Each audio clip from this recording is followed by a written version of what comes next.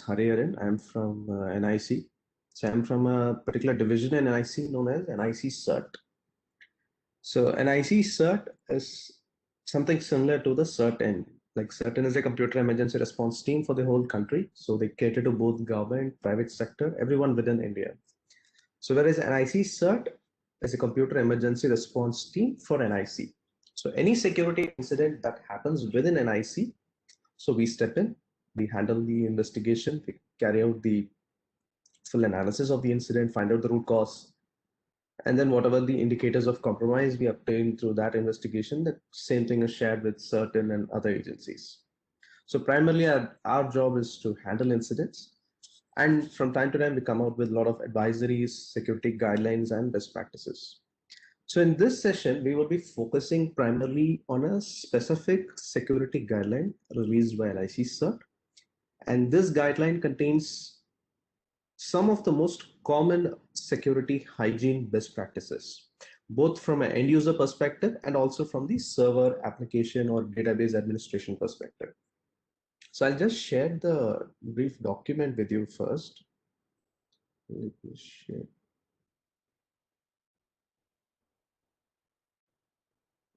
Okay, not this one.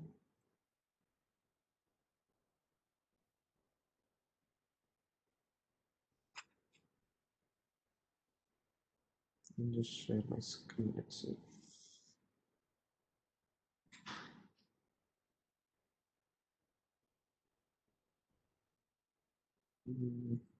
Yeah.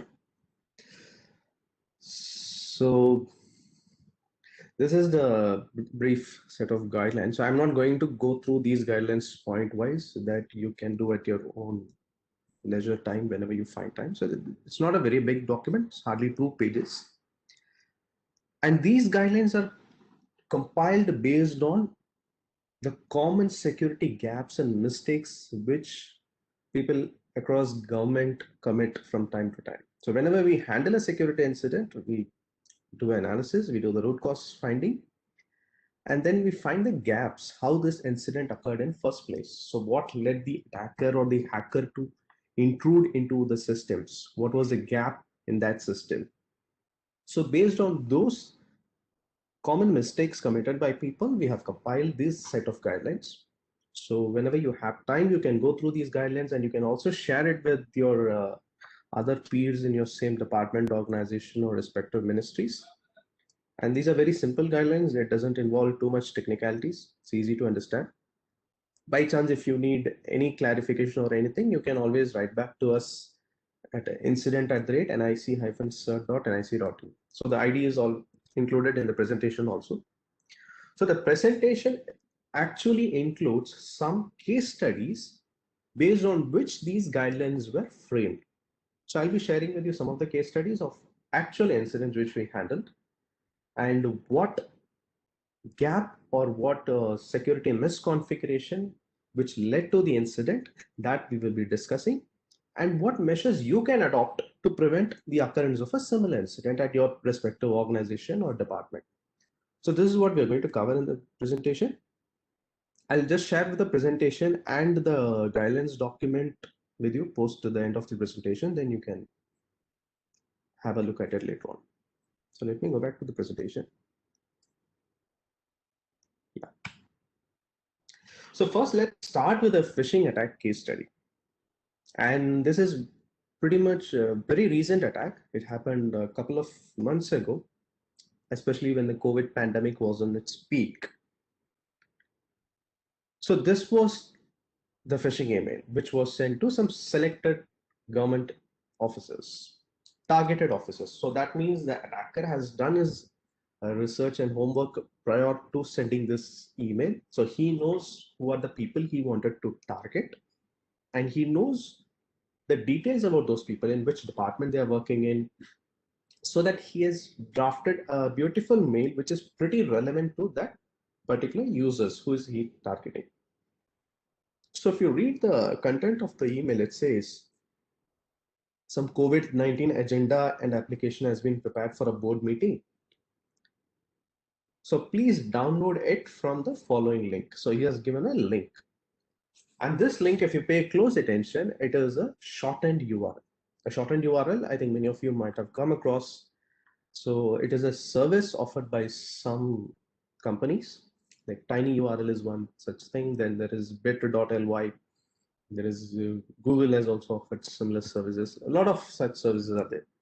So their primary purpose is to reduce the length of a big URL. Like let's say you have a very lengthy URL, which may be, let's say, 40 characters or 50 characters, something like that.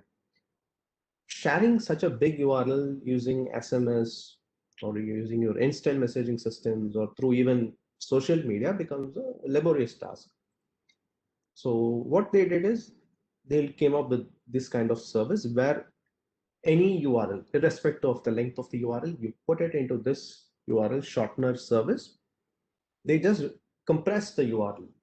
So this is how you will get it. This is just a sample URL from tinyurl. So once you click on this shortened URL, it will redirect you to the original URL which was behind this.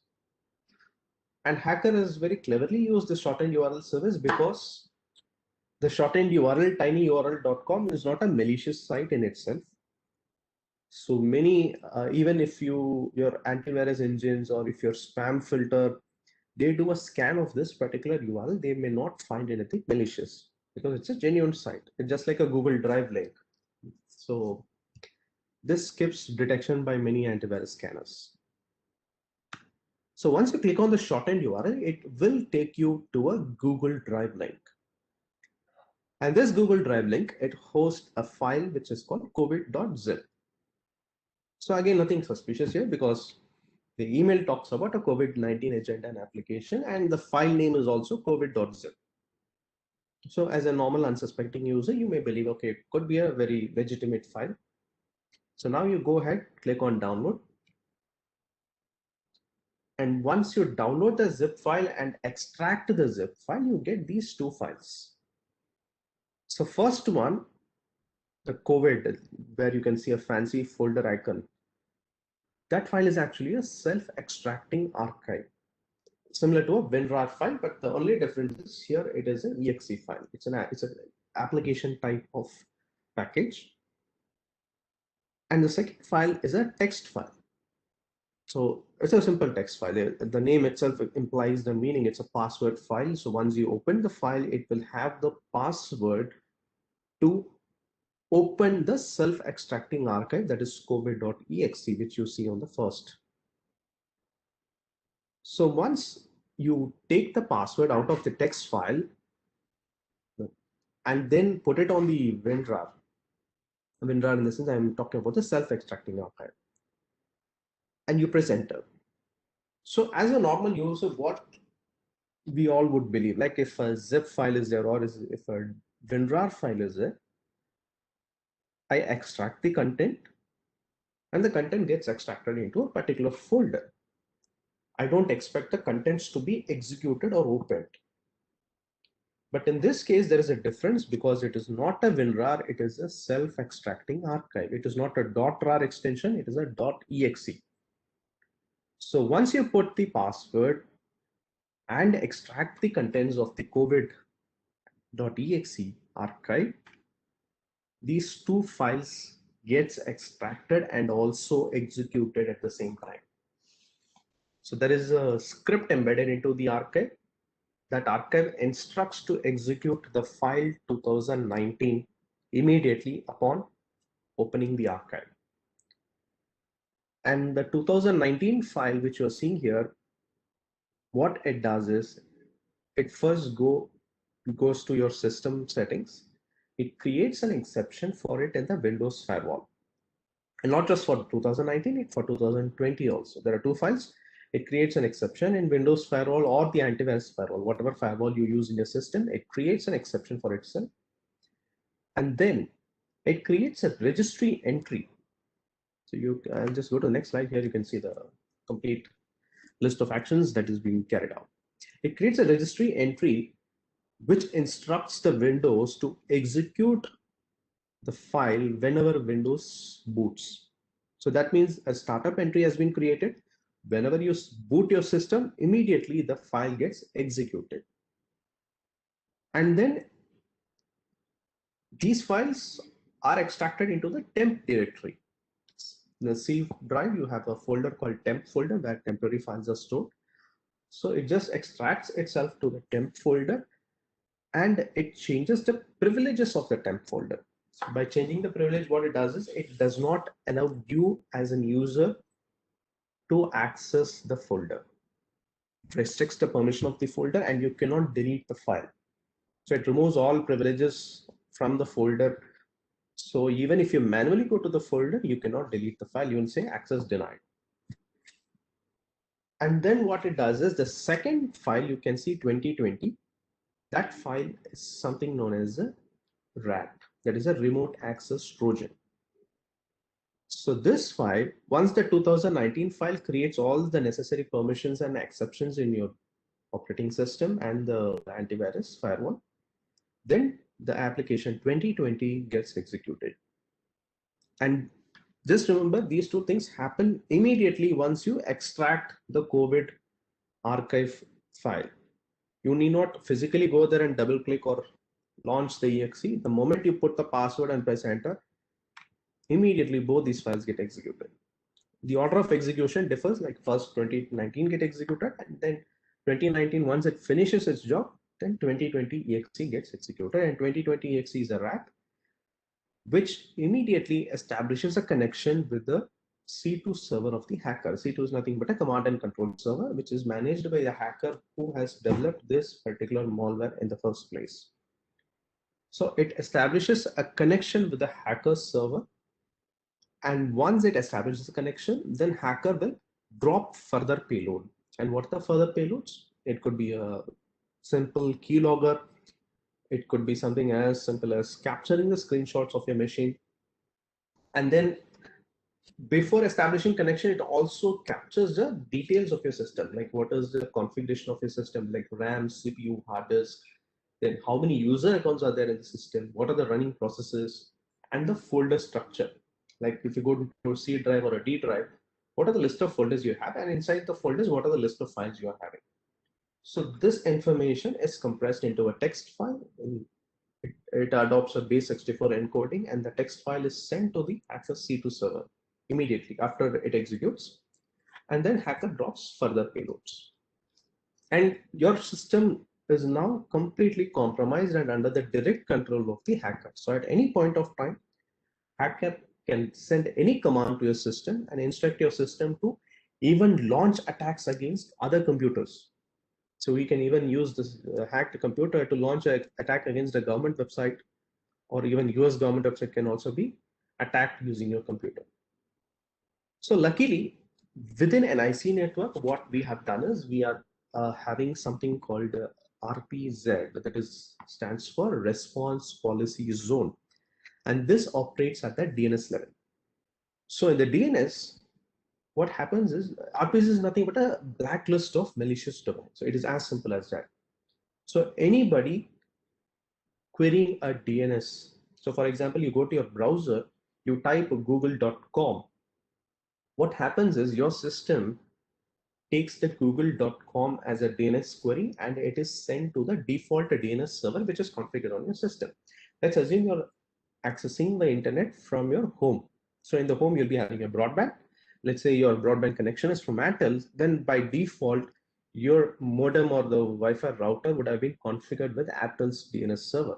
So the DNS query goes to the Airtel. But whereas in government network, especially where an IC network is existing, so if your machine is connected to an IC network, then the DNS query from your machine goes to NIC's DNS server. And in this DNS server, we have maintained this RPZ, which is nothing but a blacklisted domains. So whenever any query comes to the NIC's DNS server, the first thing that happens is we check that query against our blacklisted domains. So let's assume I have 10 million domains in my blacklist. So the query would be run against the 10 million. By chance, if that domain is blocked, then you will be redirected to a custom page. And the custom page will say you're trying to access a malicious domain. So kindly get your machine scanned or whatever, some custom messages there. So in NIC network, luckily we have already blocked the C2 domain. There is a complete domain used for the C2 server operation by the hacker in this particular case.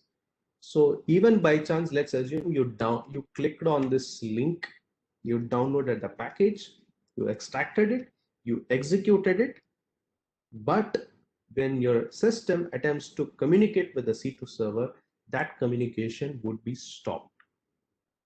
So once that is stopped at our DNS level, our team sitting in the security operations center becomes alerted, like this particular X machine from this X ministry has tried to access this phishing domain or the C2 domain. And then immediately our team gives a call to the respective IT team of the ministry or the department, and then they carry out further investigation and containment of the machine. So there are two aspects to this. One is, as I told, if you're in NIC network, yes, you're safeguarded. But by chance, if you're accessing this domain from the comfort of your home using a broadband or your mobile GPRS data or a 4G data, then you are very likely to access the C2 domain and your system might have been compromised. So another thing, how to prevent this attack, irrespective of wherever you're located, whether in NIC network or somewhere outside NIC network. A very simple thing which you can do at your level is always log in into your machine using a standard user account. Don't use the admin account. So by chance, let's assume the user who has received this email has logged in into a standard user account, which is not an admin user in the Windows operating system or Linux, whatever the machine it may be. But luckily, this payload executes only in Windows because it is an exe. It doesn't work on a Linux or a Mac OS. So if you have logged in as a standard user, you downloaded this file, you extracted the archive, and when these two files, I told you that once you put the password and press enter on this archive, I told you that these two files gets executed automatically. But this execution happens only if you use the administrator account. Let's assume if you use a non-admin account, then immediately when these two files try to execute, you will get a pop-up. You will get a pop-up saying that some file 2019 or 2020 is trying to execute it and do something which requires the administrative privileges. So it will ask you to put your admin username and password. So until unless you put your administrator username and password, these two files will not execute. So you are preventing the execution directly at the starting itself. So my just suggestion to you is always have two accounts in your system. One is the administrative account and another is a non-admin account.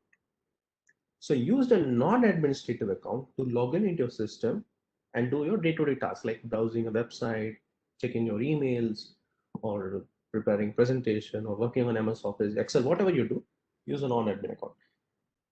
So what happens in this case is whenever you use a non-admin account, any activity like most malware to successfully execute on your system, they require an administrative privilege. So while a non-admin user is trying to execute, you will always get a pop-up asking you to put your credentials, and the pop-up will also say which file is asking the credentials for the execution. So this will at least alert you that something is happening at the backend which you have not initiated. So you'll get the alert and you can prevent that execution from happening. And of course, even if you have the antivirus with the latest updates, the antivirus can also prevent the execution, provided again you use a non-admin user account. Because if you use an admin account, then the 2019 file will create rules which can bypass the antivirus firewall. So two things to this: use an antivirus with the latest updates and use a non-admin user account on your operating system. Whatever it may be, it can be a Mac, it can be a Linux, or it can be a Windows operating system. Just use a non-admin for your day-to-day activities. So this is another phishing mail. It is also following the same modus operandi, but a slight difference here. In the previous mail, the phishing link, the URL was a shortened URL, that is a tinyurl.com. So whereas in this mail, if you observe very closely, the URL says drive-nic.online.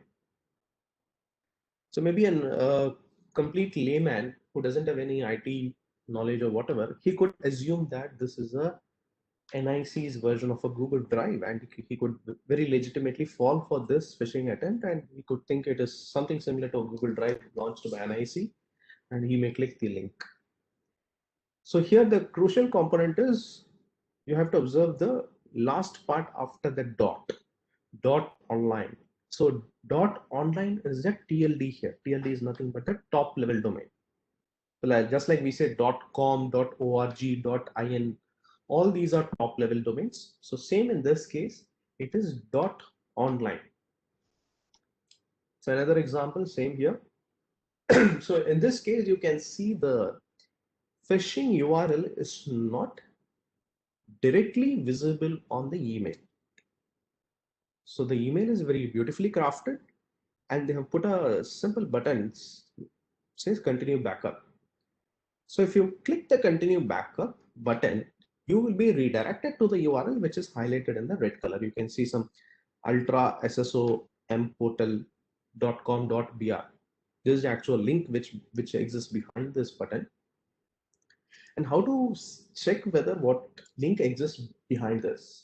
It is very simple. You have to just hover your mouse, just move your mouse and place it on top of the continue backup button, and immediately you can see at the bottom of the web page the actual URL is visible.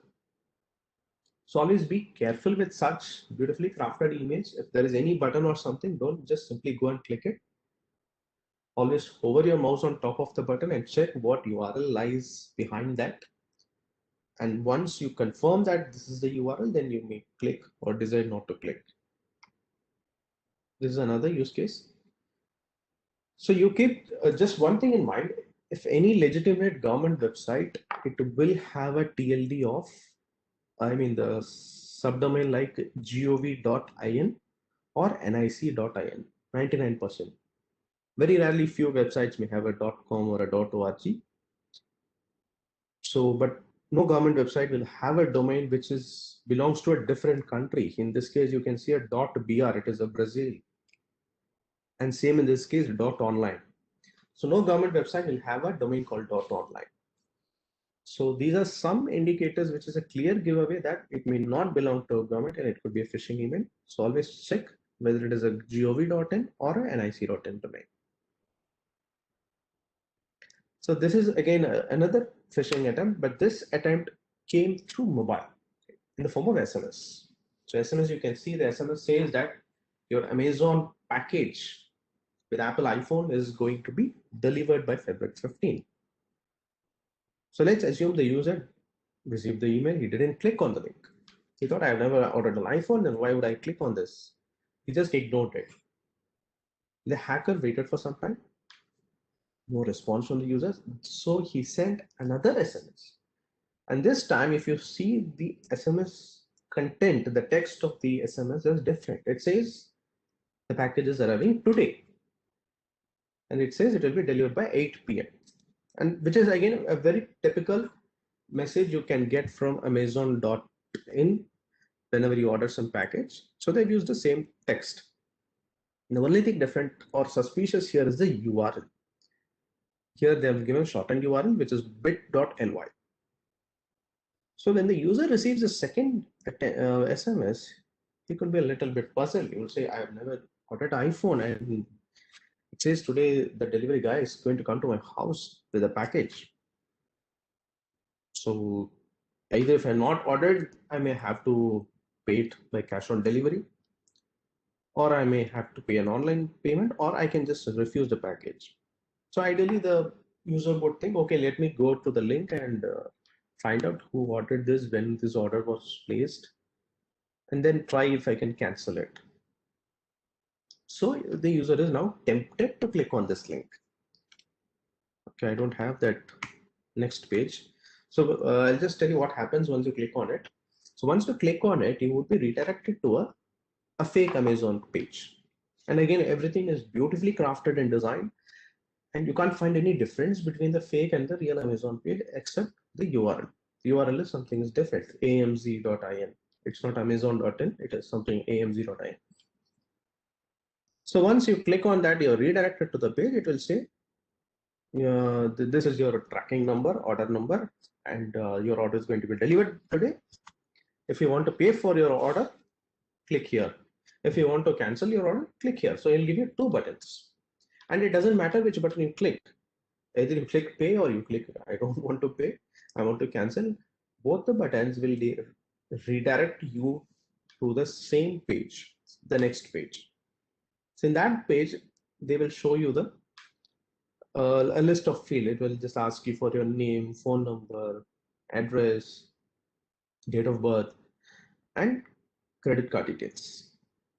So for those of you who have frequently placed orders in Amazon, you might be aware that Amazon doesn't ask all these details every time. And especially card details, they just store it in their database, and only the CVV number is asked from you at the time of placing the order if the card details already exist on your account. So, but in this case, since they're asking so many personal details, like name, mobile number, and these things should already be in Amazon's database. Why are they asking you again? They don't do that normally. So these are red flags. And credit card details, asking again the same details. This is another red flag. By now, if you as a normal user should have been alerted and you should have paid a close look at the URL in the address bar. But if you haven't done so, and you believe that this is a genuine Amazon web page or whatever it is, you type all your details, click next, and you will get a reference number. They will tell you, thank you for whatever action you choose. If you choose a payment for the order, they will just debit the amount from your credit card. If you say want to cancel the order, they will not debit immediately. They will just capture your credit card details, and then they'll say thank you for canceling your order. Your order will be processed within a few minutes, and you will get whatever email acknowledgements, blah blah blah, some standard English you will get. So that's it. So in both the cases, whether you make the payment or you cancel the order, your credit card details, your personal details are harvested, and these details can be misused by the hacker. For example, the hacker can use the same credit card details on a foreign website.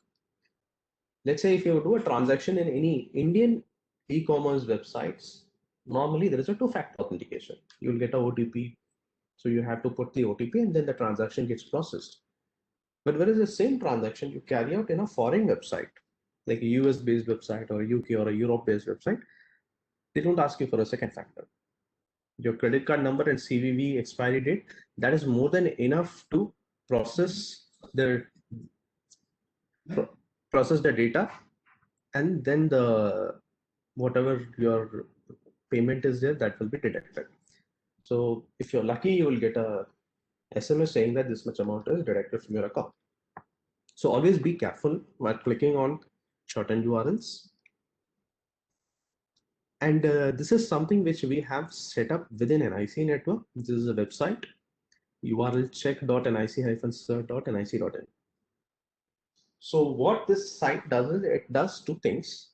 So one is it expands the shortened URL. So if you get any such shortened URL either through email or through some instant messaging platform or through SMS, whatever it is, you can just copy paste the URL, and this site will expand the URL and it will show you what is the actual URL which is hiding behind the shorted URL. The other thing what this site does is there is a feature called URL scan. So there you can paste any URL, whatever you have received or you have seen somewhere. It will give you a reputation verdict on the URL. Let's say if the URL is a good URL, it's a well-known site, it will tell you, yes, it is a well-known site, it's a good site. By chance, if it is a known malware site, which is as per classified as a malicious one, as per NIC's intelligence, then you will get a message saying that this site is a malicious, and why it is malicious, you will come to know. We will tell you it is a malware related site, or it is a ransomware related site, or it is a phishing related site. So this gives you a little heads up.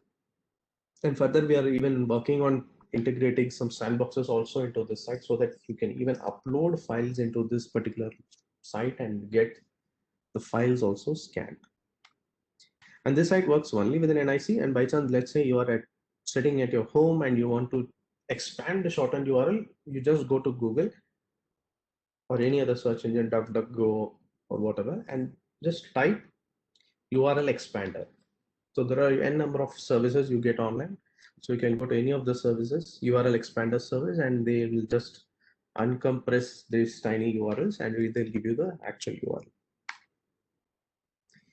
So there's a fake ROK Setu app, which again we came to know through some other sources. So this attack vector came through mobile, and what the hacker has done is they have manipulated the original ROK Setu. Like if any APK, you can download it from third-party APK stores. Like the ideal location for downloading the mobile apps would be the official app stores of the OEM. Let's say if it is a Google, it is a Google Play Store, or if you are using an Apple, it is an Apple's App Store. So these two are the ideal locations. From there, you have or you should to download the apps on your mobile. But there exists some third-party app stores. So let's say there are, some of you might have heard of something called APK Pure, Pure.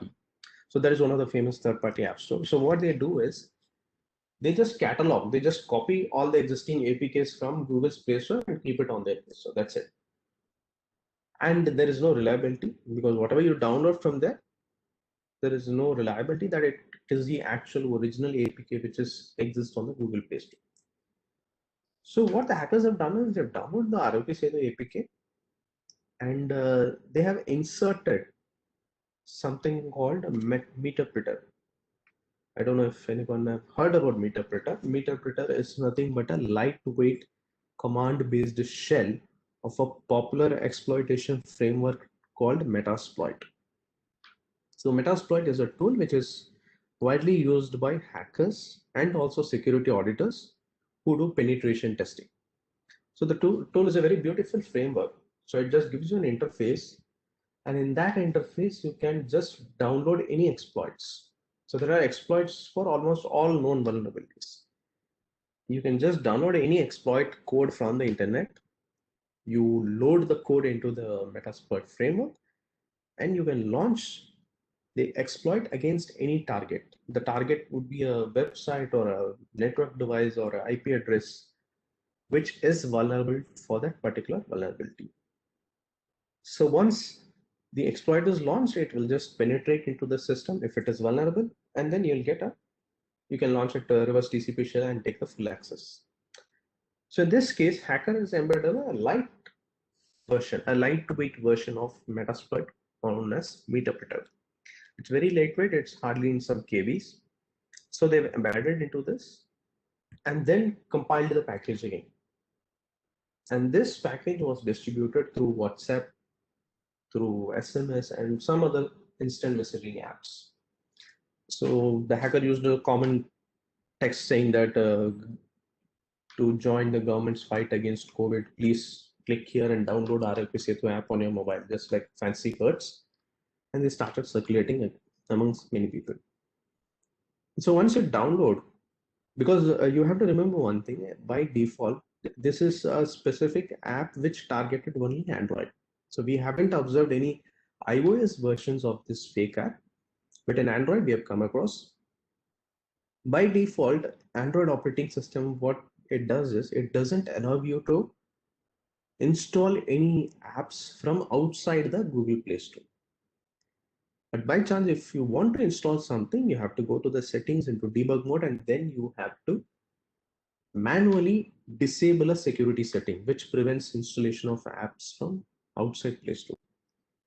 Once you disable that, then you are free to download and install any apps from anywhere. So your phone will just accept it. So that is a default security setting. So once you download and try to install this app, the first alarm or the warning which you get is the app cannot be installed.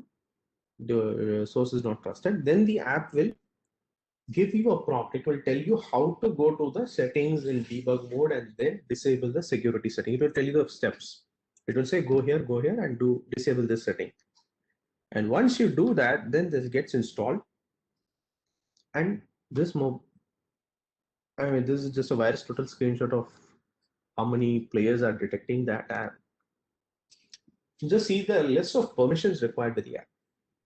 So it literally gets every single permission on your phone. It can read all your contact details. It can read all your SMSs, your WhatsApp messages, or Facebook messages, whatever you have on your phone, your photographs, your videos, everything on your phone, this app can read, or it can also even write.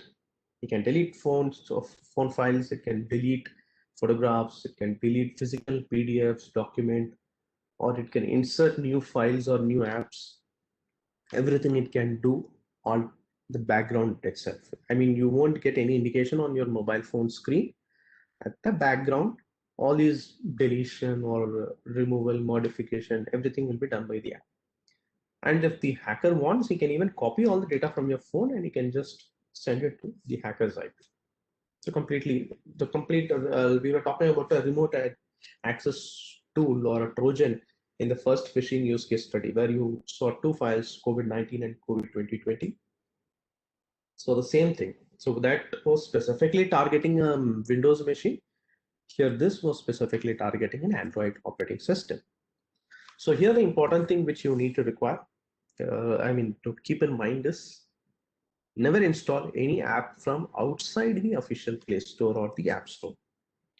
Whatever app you want, always go to the official App Store and from there download the apps. And I'm not saying that whatever you find in your official app store is also safe, because there have been cases where even malicious apps have penetrated into the official app stores.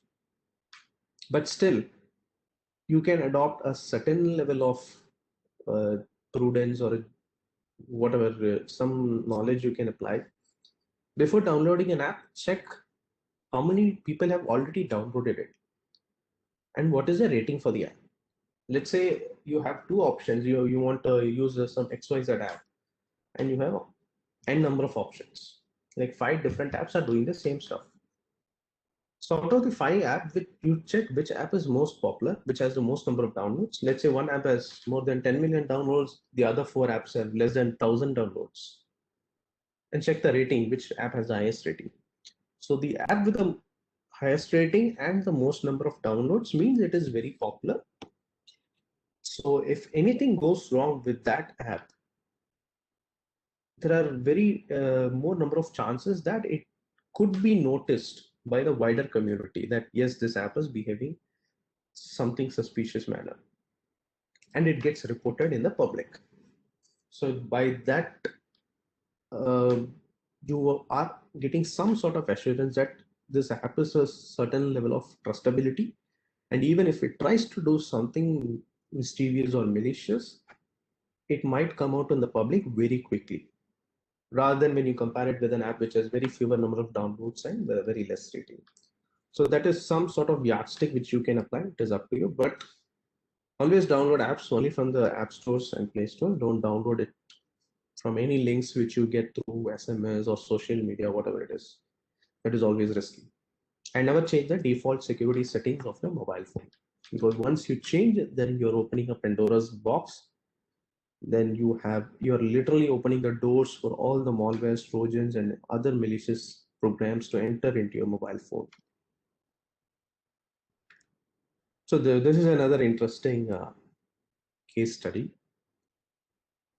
So you can see a lot of domains in this. I mean, some domains you may find something suspicious. I mean, a letter F may be looking something different, a letter O or a K. So in each of the domain, at least one letter might look something different when you compare or contrast it with the rest of the domains. But whereas if you observe the adobe.com, apple.com, bankofamerica.com, or ssco.com, these websites or the domains, you can't find any differences. I mean, they look almost 99.9% same as the original domains. Like adobe.com, this Adobe and the original Adobe, even if you keep it side by side, you can't spot the difference. I can challenge you. And same applies for apple.com also. But in reality, every single domain in this page is a fake domain. They're not the real Adobe, they're not the real Apple, or they're not the real Bank of America. All are different, or different means they belong to some other fake domains. But you may wonder then how on earth they could have been looking same. How does this look like the original apple.com? This looks like original adobe.com. How can it be like two domains, one fake and one original, can look similar? I'll just tell you. So what happened was the letters and the domains used here, what you're seeing, are not English alphabets. They belong to a different language. Some of these letters belong to Greek language. Some of them belongs to Russian. Some of them belong to Cyrillic. So most of the European languages like Greek, English, Russian, Cyrillic, Italian, French, German, all of them have a common mother language, like the common originating language. Just like we have Sanskrit here. So Sanskrit, you can say it's a mother of Hindi, Bhojpuri, Gujarati, whatever languages we have in North India, most of them have their origins from Sanskrit. So similarly, in the Europe, Latin is known as the mother of all the European languages. So all Russian, Cyrillic, French, Italian, German, everything had its origin from Latin. So that is why all of these languages, they share some similarities. If you see a character or an alphabet A in English, a similar letter may also exist in Greek and Russian also, but with a slight variant on how you write the script. So what happened was there was an organization called ICANN, Internet Council for Assigned Names and Numbers, and ICANN is the organization which manages the internet. So internet is technically a 13 or 14 root DNS server which exists across the globe. And by managing these root DNS server, they essentially control the internet. And the ICANN comes out with standards and regulations for the internet. So initially when the internet came into existence, all the domain names were being used using English languages. There is no foreign languages used. But like 10 or 15 years back, there was an increasing demand from a lot of countries like China, Europe, Middle East. So they requested ICANN to consider and allow domains in regional languages. So today you have domain names in Mandarin, Cantonese, in Arabic, even in Hindi you have domain names. We have a, just like we have .in, we have a domain called .bharat. Let's say we have gov.in, there is a similar domain called sarkar.bharat. And similarly, you have regional domains in Tamil, Telugu, Kannada. A lot of regional domains are existing as of today. So I can allow the creation of domains using foreign languages also. And once that happened, the intention was a very good intention, so that it promoted the use of local languages. Like if you see people in China, France, Germany, they use even Windows in their own native language. The Windows in Germany will be running a German version of Windows. The keyboard would have German characters. So the intention was good, but hackers saw an opportunity in this. So they used this opportunity and started creating fake domains. By fake domains, I mean the characters in foreign languages, which looks very, very similar to the English counterparts. And they started registering domains like this fake Apple, fake Adobe.com, or a fake Bank of America.com. And the content of the fake site also, they have just copy pasted from the original site. And this fake Facebook site, you can see the content is almost ditto. It's very similar to the original Facebook.com. And on the top also it says Facebook.com. But if you pay very close attention, you can see a slight variation in F, B, O, and K. It may not look very similar to the English characters, but yes, a normal user may not suspect much in this. So if you go to this facebook.com, the fake facebook.com, it will ask you for the username and password. You type the username and password, press enter, nothing happens. Again, you will get the same page. The second time when you again put your username and password, this time you will be successfully logged in into your actual Facebook account. So what is happening here is, in the first instance, when you get the fake facebook.com page, when you enter your username and password, the hacker is harvesting your username and password. He's just storing it. Once he stores, he's redirecting you to the original facebook.com in the second instance. So, but you may not see anything different because the page is same. The only slight difference is going to be on the address bar, the URL, the domain. To that you need to pay very close attention, then only you can spot. Otherwise, you may miss it out. So second time when you actually type your username and password, you are actually typing it to the original facebook.com, and then you'll be successfully logged in. But by that time, the damage is already done because hacker has already harvested your passwords. So this is another fake Twitter page. And here, if you see very closely, the TLD, the top level domain, is not .com, it is .account. There is a domain called .account. So hacker has used that domain to create a fake Twitter web page. And this is a fake email of .in. So I'm just skipping that. So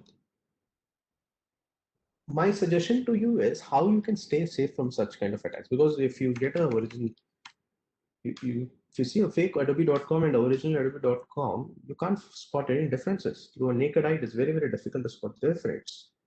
So what best practice or a guideline you can adopt here is, whichever website where a login is involved, where you have to enter a username or password, or where you need to make a financial transaction, you use your credit card, debit card, or a payment wallet, all those websites always manually type the name of the website on your browser, or use a private browsing and type the name of the browser. Don't click on any link or don't bookmark something on the browser, because that is not a safe practice. Manually type it using your keyboard and check the HTTPS SSL certificate, whether it is a genuine site or not, and then you proceed ahead.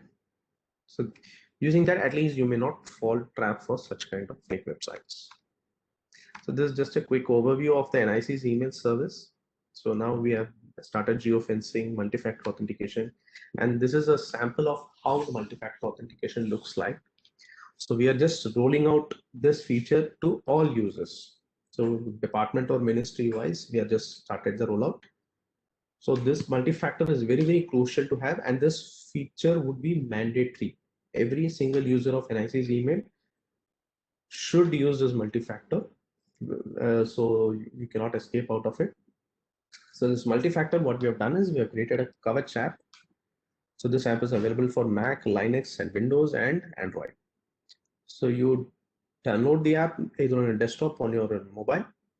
So once the Kavach is linked to your account, whenever you type the correct username and password on your email login page, you will get this pop-up. And in this pop-up, it will show you certain things. The first thing is the IP address from where the login was attempted, and then the timestamp and the geolocation. So currently it is, I mean, this is a pretty old screenshot, but now we have started showing the city also, the city and the country. So let's assume that you have not logged in into your account, you are doing some other activity, but suddenly you get this pop-up on your mobile or on your desktop. And Kavach app says that a login is attempted, whether you want to proceed ahead or not. If you know that you have not attempted the login, then immediately you click on that deny button. So once you click on the deny button, whomsoever the person that is who attempted the login, he will not be allowed to log in into your account. But then the second thing, the most important thing to note here is, if you have received this alert and you have not done the login attempt, then it means your password is compromised. Somebody else has attempted to log in into your account. So that is a serious case. Then immediately you need to do two things. First is check your machine. It can be a desktop or it can be a laptop. Check the machine for any keyloggers or any trojans or malwares. So you may run a simple antivirus scan and check if your machine is patched with the latest OS patches and other patches. And then it is better to change the credentials immediately on another system, until unless your system is completely clean of all known or unknown malwares, it is better to use a second system and change the password there. And then maybe you can quarantine your system or format the C drive and reload the antivirus, whatever, that is up to you. Your IT team can suggest that. And then start using the email on your system. But if you get this alert and you have not attempted the login, it means the password is very likely compromised. So these are some things, and I'll just skip these things. Think we don't have much time. I'll just quickly skim through these things. So whenever, like I was talking about earlier, operating system is the main platform, the key platform on top of which all the other softwares and application stack operates. So it's very, very essential and crucial to get your operating system patched every now and then. So every month, second Tuesday, Microsoft releases a lot of updates and patches. So always deploy those updates and patches, never delay those patches, because it's very essential. Some of the patches could be patches which fixes many zero-day vulnerabilities. Some of the zero-day vulnerabilities could have been exploited in the wild. So in order to safeguard yourself, do those patching. And the second thing is use an endpoint antivirus, and keep the antivirus also updated with the latest signatures. Don't use any pirated software, because whenever we handle some security incidents, many times we see people using like fake, like cracks for activating MS Office or Windows. Like a very good example, if some of you have come across a KMS activator, it's a very widely used tool which is used to bypass the license check of Windows and Office and other Microsoft products. So it comes with a single client. Many variants are there. It's one of the variants is KMS Pico, they call it as. So what the hacker has done is, this tool, if you execute on your machine, yes, it does activate your Windows and activates your MS Office for free by bypassing the Windows licensing check. But at the same time, it drops a Trojan into your machine. So if you remember, we were talking about a RAT, a remote access Trojan, in the first phishing use case where we saw to 2019 and 2022 axes. So similar kind of Trojan that activator drops, and that Trojan gets a backdoor access of the system, and hacker can do whatever he want by sitting in somewhere in the world. So just ensure that you don't install such kind of cracks or pirated softwares on your machine. That is very crucial. And then it's always better to have an inventory system with role-based access management, like who has what kind of access, and segment the systems. Let's say in your office you have like 50 systems. I assume like out of the 55 systems are very critical, where a lot of sensitive or confidential activities being done. Then it's better to isolate that system and keep it into a separate network segment. If internet connection is not required, just disable the internet connection for those systems. And systems where internet connection is given, you can even restrict the internet. So you know what are the websites which is required for the day-to-day activities of the particular group of users. So only allow those websites.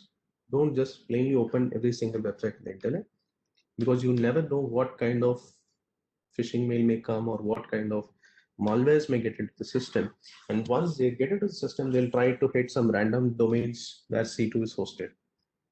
So by restricting the access to the internet itself, we are just reducing the threat vector.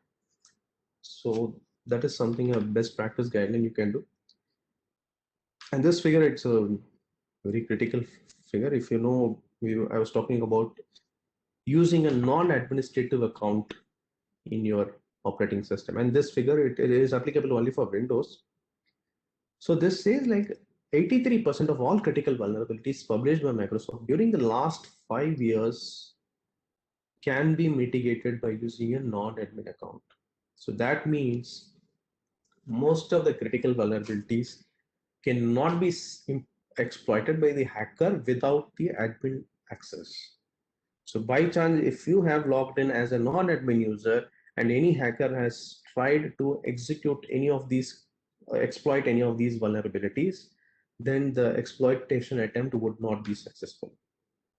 So this is a very good indicator which highlights the importance of using a non-admin user account. So always keep in mind three things: patch your OS and patch your operating system, keep it updated always, and same applies for your antivirus, and use a non-admin user account for your day-to-day activities. If these three things you do as a best practice guideline, then you can reduce your threat exposure or a threat vector to a great extent. Most of the malwares or trojans may not execute successfully on your machine. So this message you can even take forward and request everyone in your department and office to follow. So in addition to that, you can even go forward and do some other activities just like disabling PowerShell and remote desktop, because PowerShell and remote desktop was also a very common threat vector used by hackers for exploitation. And then of course you shouldn't use any cracks and other things. So here you can see the email which is given at the bottom, incident@nicser.nic.in. So in case if you come across any phishing link or any suspicious files or image which you feel it could be something malicious, or if you have even an iota of doubt, you can just drop us a mail, then we will get it investigated and we'll get back to you. So these are something related to the service. I think I'm running out of time. I'll just skip these slides. These are the common security checklists. Again, you can just go through this. We have already discussed most of the thing. And whatever we have discussed in this presentation, like we have discussed some case studies, and at the end of case studies, some best practice guidelines which needs to be followed. So this single infographic is a summary of all the basic security best practices or hygienes which you can adopt at your level as an end user. So here you can go through this, very simple. It hardly takes a minute for you to go through this, or you can even circulate among your colleagues and ask them to at least adhere to this basic 12 security guidelines. If you follow these 12 security guidelines, again, as I told you earlier, most of the security attacks, most of the vulnerability exploitation would be prevented. I'm not saying 100%, but yes, most of them will be prevented. So yes, that's it. That's the end of the presentation. So any questions?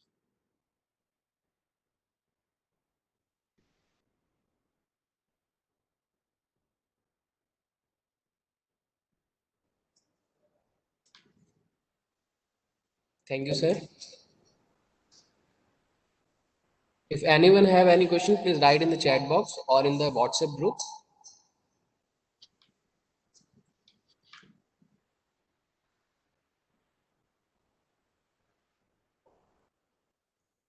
What is the safest way to share screen?